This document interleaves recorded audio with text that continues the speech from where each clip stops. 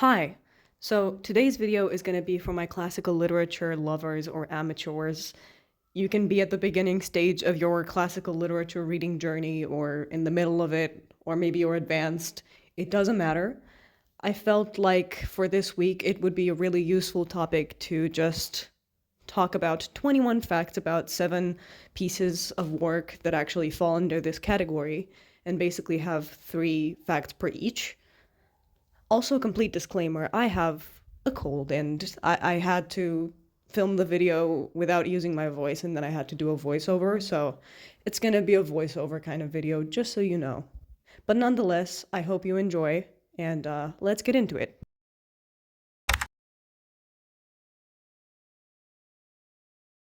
Now, first things first.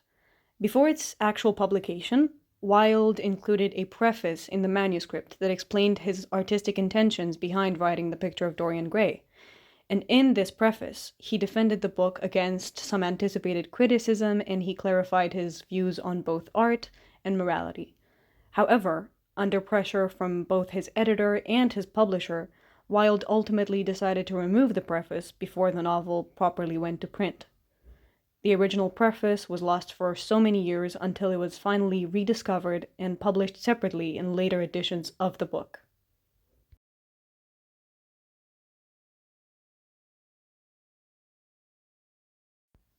Once again, in the original manuscript of The Picture of Dorian Gray, Wilde included a dedication that read, quote, "To the real Dorian Gray," end quote. Now, this cryptic dedication has puzzled both scholars and fans alike, and it's sparked a lot of speculation about its real meaning. Some have interpreted it as a reference to a specific individual who inspired the character of Dorian Gray, while others see it as a more playful nod to the blurred lines between reality and fiction in much of Wilde's work.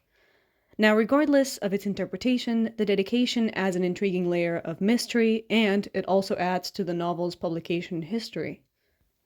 Many of us usually try to draw a parallel in between what we read, whether it be fiction or nonfiction, and real life, or our personal experiences, or our knowledge. And with that in mind, I think it would be important to know that the character of Dorian Gray is often likened to the mythological figure of Narcissus, who is known to fall in love with his own reflection.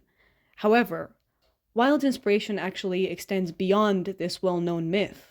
You see, the name Dorian is most likely a reference to the ancient Greek tribe of Dorians, who were known for their emphasis on physical beauty and aesthetic pursuits. By invoking this connection, Wilde adds depth to Dorian Gray's character, while also linking him to a broader cultural and, once again, historical context. Onto the second set of facts. Frankenstein is often hailed as one of the earliest examples of science fiction in literature, and while the novel is primarily remembered for its gothic horror elements, it also delves into themes of scientific experimentation, ethical responsibility, and most importantly, the consequences of playing God. Mary Shelley's exploration of these futuristic concepts, combined with her vivid imagination and her visionary prose, really established Frankenstein as a groundbreaking work that paved the way for science fiction as a genre, for many other genres, and most importantly, for female-written literature.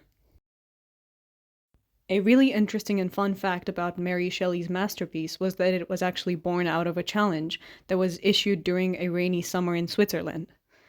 Now, in 1816, Mary Shelley and her husband Percy Bysshe Shelley, Lord Byron, and John Polidori found themselves confined indoors due to some inclement weather, and in order to pass time, they engaged in a competition to write the best horror story. It was during this creative contest that Mary Shelley conceived the idea for Frankenstein, while also drawing inspiration from discussions about the nature of life and the potential of science with her peers.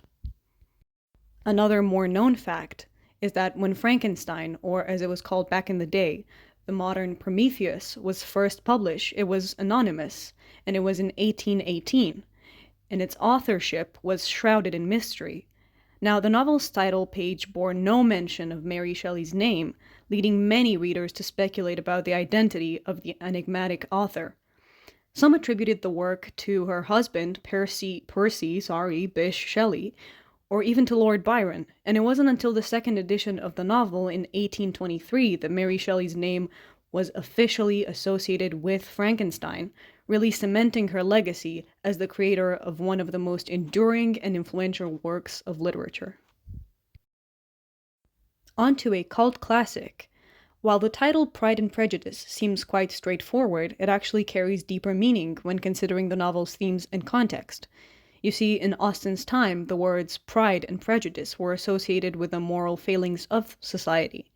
However, the title also alludes to the personal growth and self awareness experienced by the characters, and without giving too much away, basically, Elizabeth Bennet, which is the protagonist, has this journey in particular which involves overcoming her own pride and prejudice while also confronting those of others.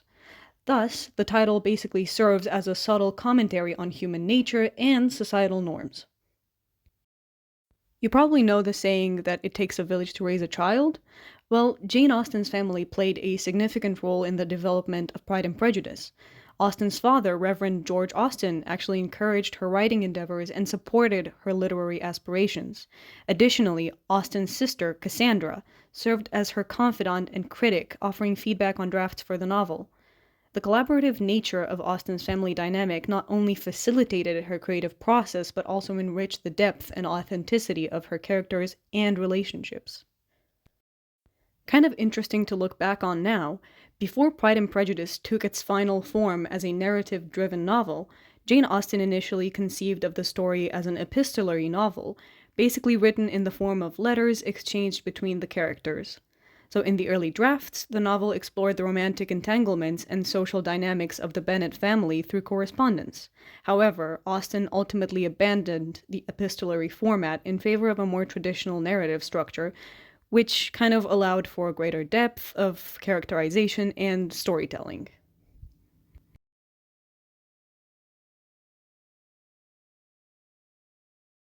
On to a not at all fiction book.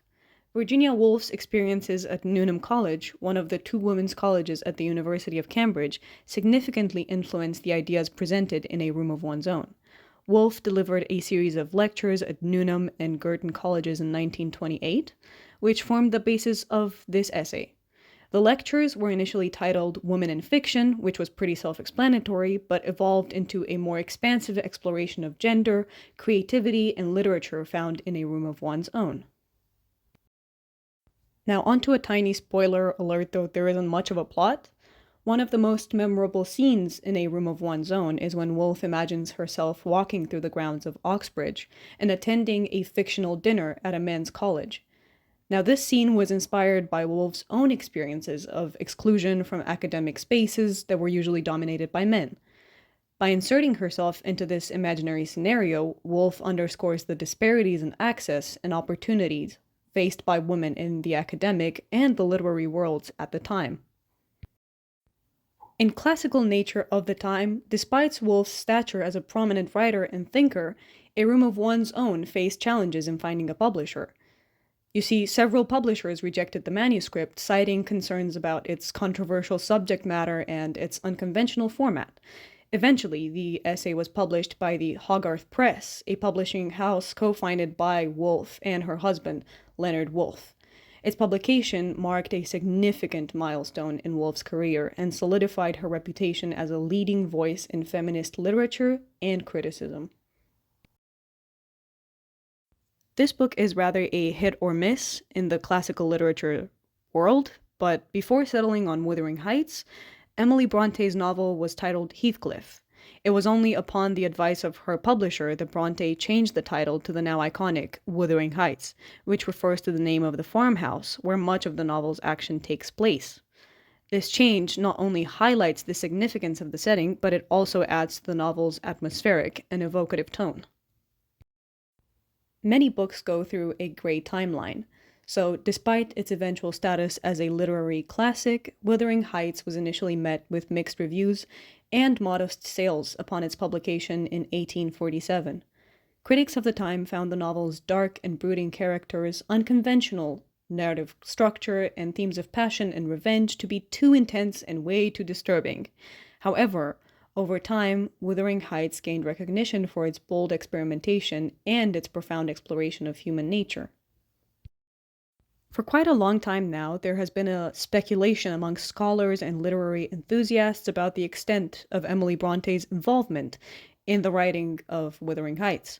Some theorists suggest that Emily's sister Charlotte Bronte, who wrote the famous novel Jane Eyre, may have played a larger role in shaping and editing Wuthering Heights than previously thought. However, most scholars do agree that Emily Bronte was the primary author of the novel, drawing from her own experiences and her own imagination to create its haunting and unforgettable characters and landscapes.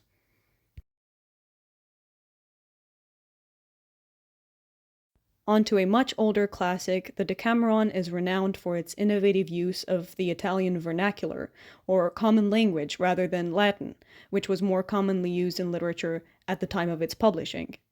By writing in Italian, the author made his work accessible to a broader audience and contributed to the development of Italian literature.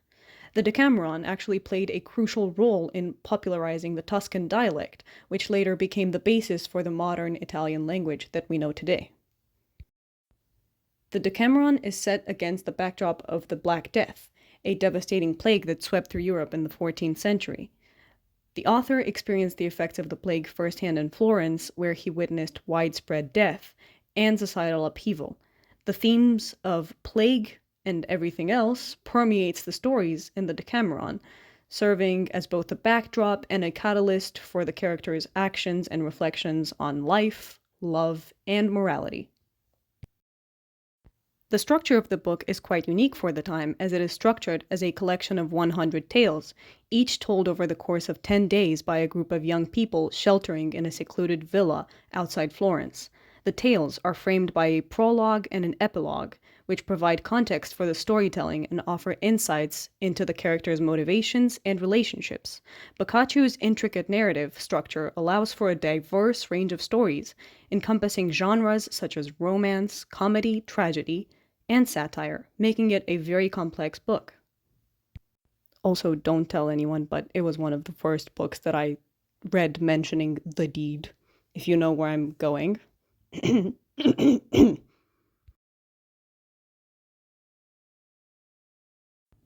To all the existentialists out there, the inspiration for Metamorphosis came to Franz Kafka in a vivid dream. Kafka actually described the initial idea for the novella as a terrible medley of absurdity and triviality that haunted him upon waking. This dream served as the catalyst for Kafka's exploration of themes such as alienation, identity, and existential angst in Metamorphosis. Metamorphosis was first published in 1915 in the literary magazine The White Pages. Now, The White Pages is the English version. I'm going to attempt to say it in German, which is Die weißen Blätter. I hope I said that right. I probably didn't. Anyhow, this novella initially received limited attention, and it wasn't until after Kafka's death in 1924 that his works gained widespread recognition and acclaim. Today, Metamorphosis is considered one of Kafka's most influential and enduring works, admired for its innovative narrative style and exploration of psychological and philosophical themes. And for our final fact, Franz Kafka considered multiple endings for Metamorphosis before settling on the ambiguous conclusion found in the published version. In one alternative ending, Kafka's envisioned Gregor Samsa's transformation back into a human and his eventual reconciliation with his family. However, that would have been way too happy. Kafka ultimately rejected this ending, opting instead for the open-ended conclusion that has puzzled and intrigued readers for generations, while also keeping them coming for more. No pun intended.